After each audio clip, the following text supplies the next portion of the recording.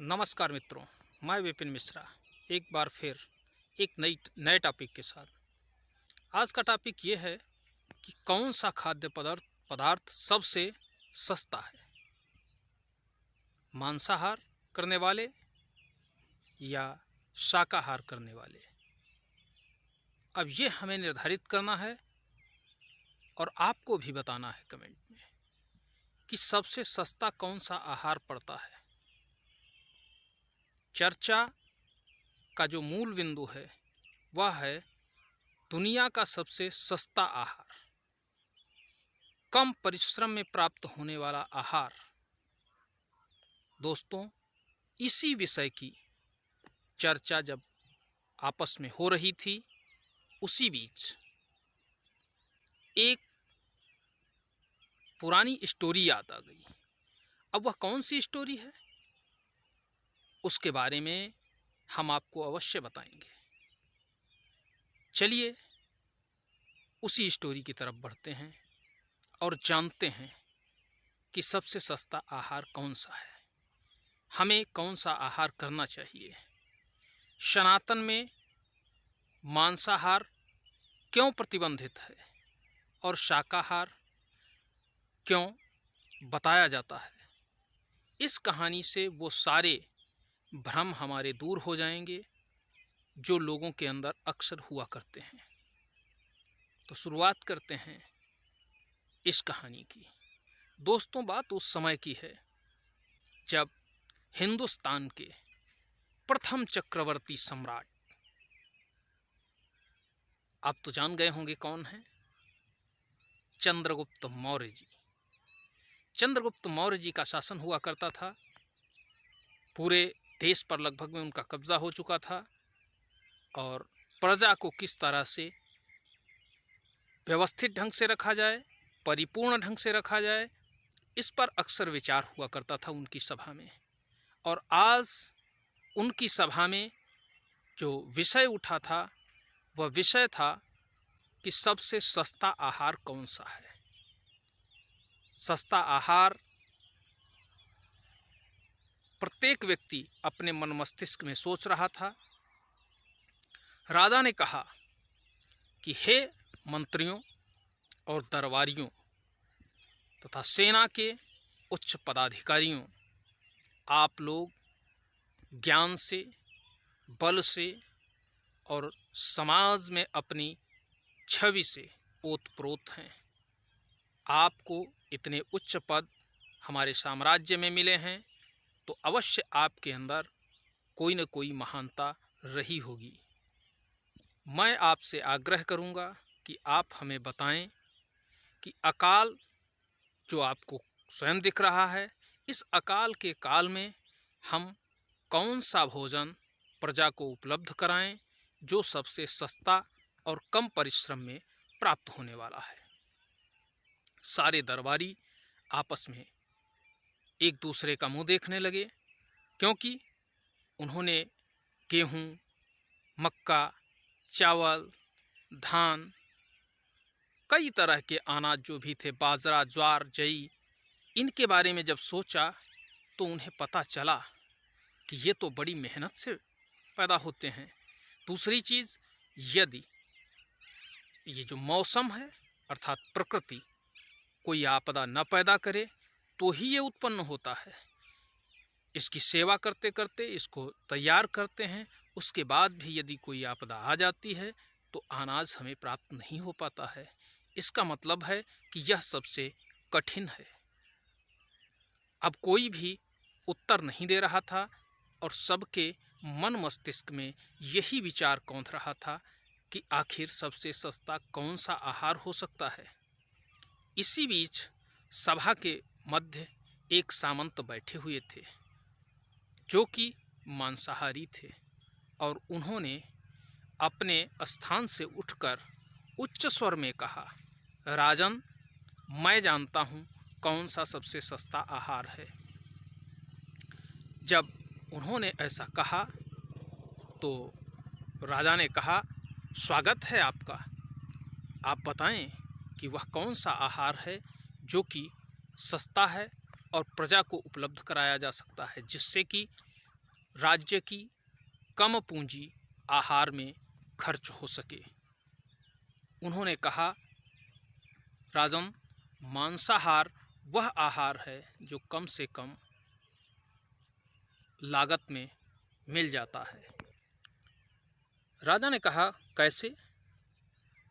आप इसको सविस्तार बताएं। तो उन्होंने बताया कि देखिए, मक्का, ज्वार, बाजरा, गेहूं, धान इत्यादि को उत्पन्न करने के लिए ढेर सारा परिश्रम करना पड़ता है। फिर भी यदि प्रकृति हमसे रुष्ट हो गई तो हमें कुछ भी नहीं मिलता है। लेकिन यदि हम आहार में मांस का उपयोग करें तो उसके लिए हमें कुछ भी नहीं करना है, केवल आखेट करना है, और आखेट करके हम भोजन उपलब्ध करवा सकते हैं। उसमें हमारे पास से भी कुछ नहीं जाता, हमें इतनी ज़्यादा मेहनत भी नहीं करनी पड़ती है, और जो आहार मिलता है वह पोषक तत्वों से भरा हुआ होता है। प्रचुर मात्रा में वह सारे पोषक तत्व उसमें होते हैं जिनकी शरीर को आवश्यकता होती है, हमें बलिष्ठ बनने के लिए और हमें कार्य करने के लिए। राजा ने कहा, उत्तम विचार है आपका। सबसे पूछा कि क्या वास्तव में मांस ही सबसे सस्ता आहार है? अब चूंकि अन्य किसी भी सामंत के पास कोई विकल्प नहीं था, तो उन्होंने कहा, क्यों न ये कह दिया जाए कि हाँ, मांस ही सबसे उत्तम आहार है। उन्होंने भी एक स्वर में कहा, जी महाराज, ये मांस ही सबसे उत्तम आहार है, जो कि सस्ता भी है और पौष्टिक भी है, तथा इसको प्राप्त करने में परिश्रम भी कम होता है। लेकिन उस सभा के मध्य एक व्यक्ति ऐसा भी था जिसने कोई उत्तर नहीं दिया। वह व्यक्ति कोई सामान्य व्यक्ति नहीं था। उस व्यक्ति का नाम था आचार्य चाणक्य, जिसने महान सम्राट चंद्रगुप्त को सम्राट बनाया था। सम्राट ने उसकी तरफ देखा और पूछा, गुरुदेव, आपने कोई उत्तर नहीं दिया। आचार्य चाणक्य, जो कि महामंत्री थे, उन्होंने खड़े होकर कहा, राजन, आज मैं इस प्रश्न का उत्तर नहीं दे सकता हूं। इसके लिए मुझे एक दिन का समय चाहिए। अगले दिन मैं आपको अपनी सहमति बता दूंगा। राजा ने कहा, जी गुरुदेव, कल आप अपनी सहमति या असहमति के बारे में हमें सूचित कर दें। दरबार समाप्त हुआ। सारे दरबारी, सामंत और सेनाधिकारी अपने अपने ग्रहों की तरफ प्रस्थान कर गए। आचार्य चाणक्य भी अपनी कुटिया की ओर निकल गए। कुटिया पर पहुंचने के बाद वह संध्या होने का इंतजार करने लगे। संध्या हुई, उन्होंने कुछ सैनिक बुलाए, क्योंकि प्रधानमंत्री थे और सबको पता था कि आचार्य चाणक्य की एक बात को भी सम्राट नहीं काट सकते हैं। क्यों? क्योंकि वह जानते थे कि आचार्य चाणक्य जो भी कहेंगे वह प्रैक्टिकल होगा, उसमें कोई भी संशय हो ही नहीं सकता, क्योंकि वह तभी बात कहते हैं जब उसको पहले परीक्षित कर लेते हैं, अर्थात परीक्षण उसका कर लेते हैं। आचार्य चाणक्य अपनी कुटिया से रात्रि के 11 बजे सैनिकों के साथ निकलते हैं और सबसे पहले उसी सामंत के पास पहुंचते हैं जिस सामंत के द्वारा मांस सबसे सस्ता भोजन है, इसके बारे में बताया गया था। दरवाज़ा खटखटाते हैं और जब वो दरवाज़ा खटखटा रहे होते हैं, सामंत देखता है कि रात्रि के समय मुझे कौन बुलाने आया है। बाहर निकलता है तो सामने आचार्य चाणक्य को देखकर कहता है, प्रधानमंत्री जी आप? साथ में सैनिक। तो प्रधानमंत्री जी उससे कहते हैं,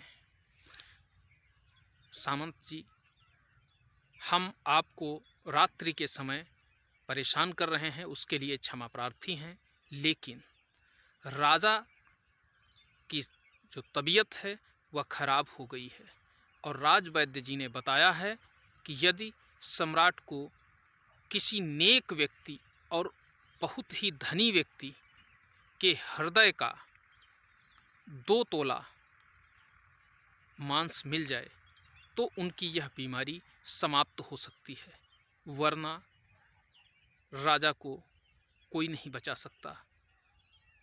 तो मुझे मजबूरन आपके पास आना पड़ा। उनकी बात सुनकर सामंत प्रधानमंत्री जी के चरणों में गिर गया और उनसे अपने जीवन की भीख मांगने लगा और गिड़गिड़ाने लगा कि आप हमें क्षमा कर दें प्रधानमंत्री जी। तो उन्होंने कहा, नहीं सामंत जी, उसकी कीमत है 1 करोड़ स्वर्ण मुद्राएं कीमत है, कीमत भी आपको मिलेगी, केवल 2 तोले मांस की ही तो बात है। वह फिर से जोर जोर से चिल्लाने लगा और उनसे प्रार्थना करने लगा कि मैं आपको 2 नहीं 3 करोड़ स्वर्ण मुद्राएं दूंगा, लेकिन आप मुझे बख्श दीजिए और मेरी जगह किसी दूसरे सामंत का मांस ले लीजिए। वह इस तरह की जब अनुनय विनय कर रहा था तो आचार्य चाणक्य ने कहा, ठीक है, आप अपनी स्वर्ण मुद्राएं दे दीजिए, हम उनसे दूसरे संपर्क कर लेंगे। 3 करोड़ स्वर्ण मुद्राएं उनसे लेकर आचार्य चाणक्य दूसरे सामंत के पास गए। 1 सामंत, 2 सामंत, 3 सामंत, जितने भी सामंत थे उनके पास गए, साथ ही साथ उच्च सेनाधिकारियों के पास गए और दरबार में उच्च पदासीन जो पदाधिकारी दरबारी थे उनके पास गए, जिन लोगों ने राजा को एक राय दी थी। और जिसके भी पास वह जाते थे, प्रत्येक व्यक्ति कोई 1 करोड़, कोई 2 करोड़, कोई 3 करोड़ स्वर्ण मुद्राएं देकर अपना पीछा छुड़वाने की प्रार्थना करता था और कहता था कि किसी दूसरे सामंत के पास आप चले जाएं, किसी दूसरे पदाधिकारी के पास चले जाएं, आप हमें माफ़ कर दें, मैं आपको धन दे रहा हूं, लेकिन मैं अपने शरीर का मांस नहीं दे सकता। खैर, आचार्य चाणक्य रात्रि के अंतिम प्रहर तक लगातार इस सामंत से उस सामंत, इस सेनाधिकारी से उस सेनाधिकारी, इस दरबारी से उस दरबारी के दरवाजे तक जाते रहे और प्रत्येक से यही प्रश्न करते रहे और प्रत्येक से वही उन्हें जो जवाब मिलता रहा।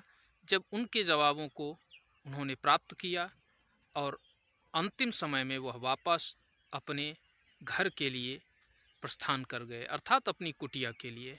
अपनी कुटिया पर पहुंचकर उन्होंने उस धन को एक किनारे रखवा दिया सैनिकों से और सुबह होने का इंतज़ार करने लगे।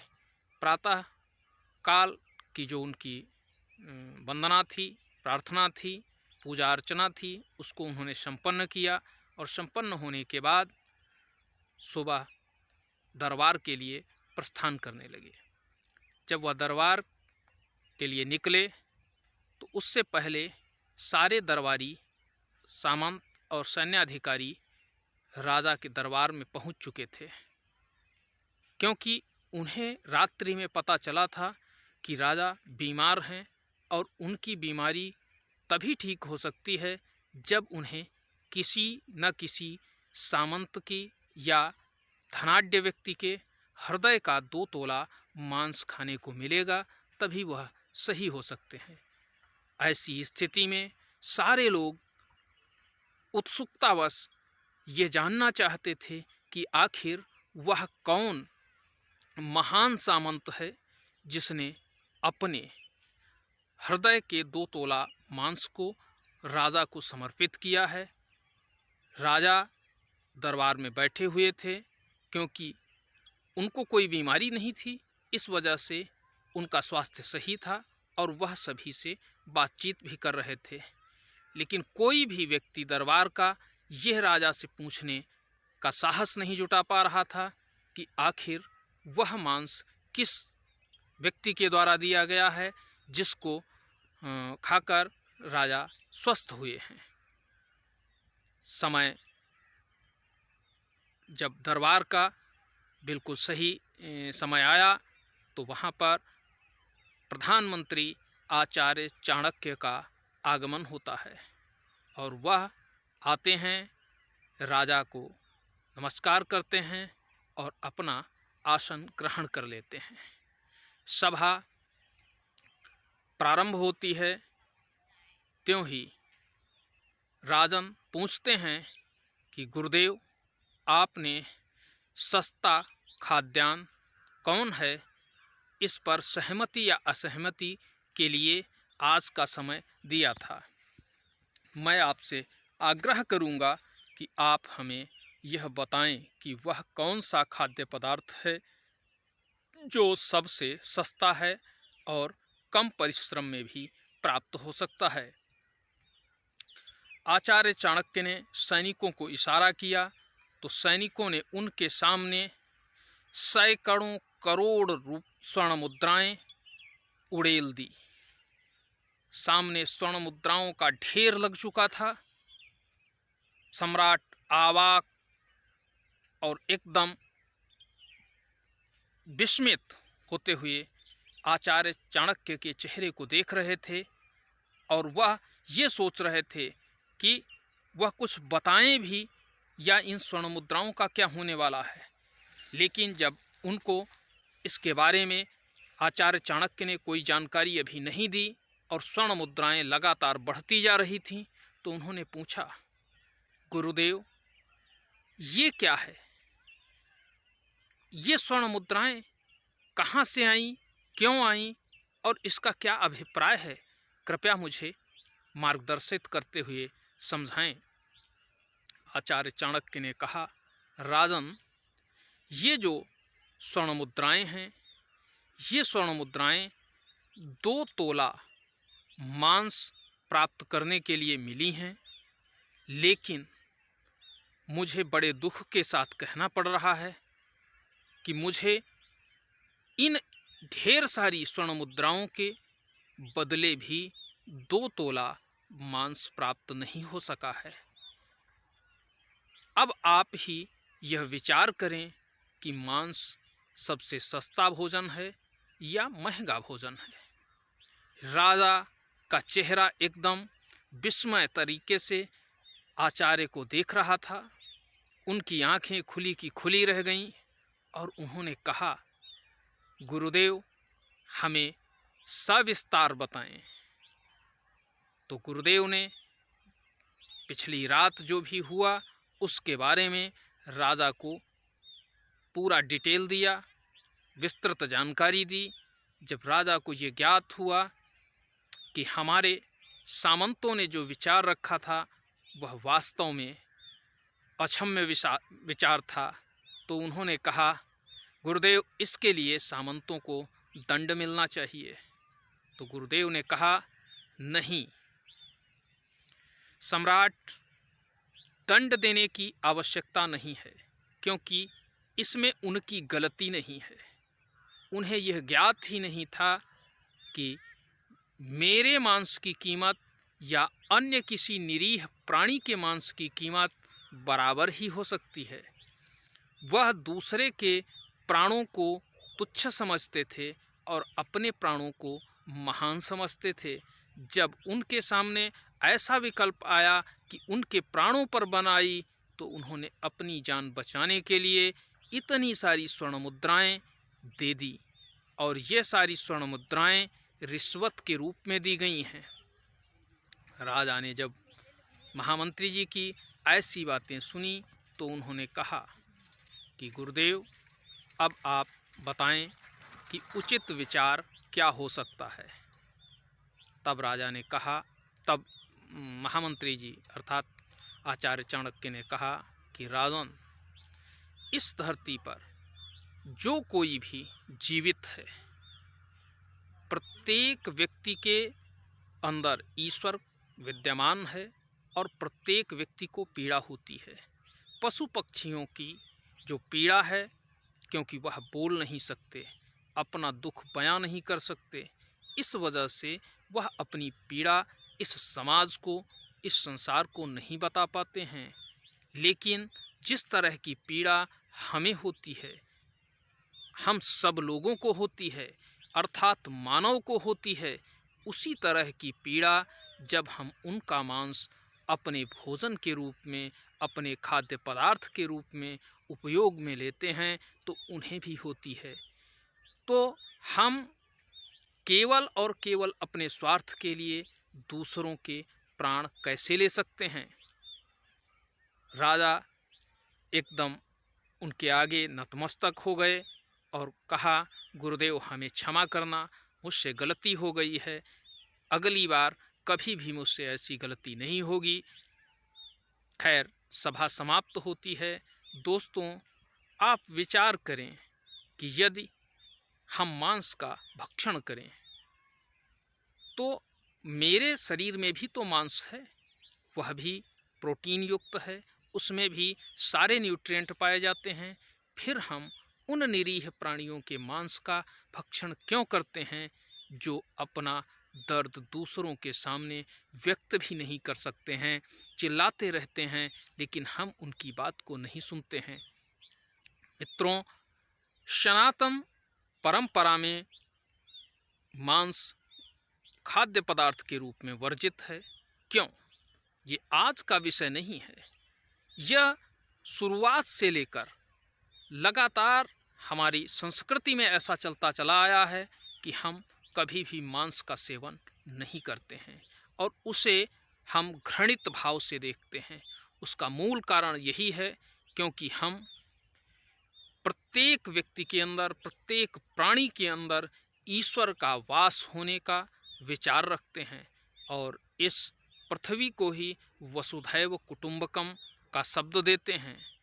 दोस्तों, यदि हमारा ये सारा, चाहे जो जीव हो, प्रकृति ही हमारा परिवार है, प्रकृति का प्रत्येक व्यक्ति हमारा परिवार है, तो हमें उन जीवों की हत्या नहीं करनी चाहिए।